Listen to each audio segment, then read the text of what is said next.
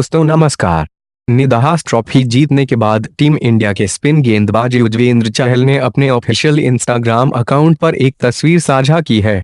इस तस्वीर में टीम इंडिया के दो खिलाड़ी कंबल तानकर खराटे भरते नजर आ रहे हैं। सोशल मीडिया पर तेजी से वायरल हो रही इस तस्वीर पर अब तक लाखों कमेंट और शेयर आ चुके हैं।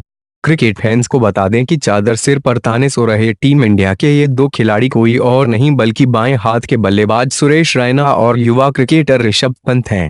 बता दें कि रैना और पंत का चेहरा आपस में इतना मिलता है कि लोग इन्हें भाई तक बताने लगे हैं।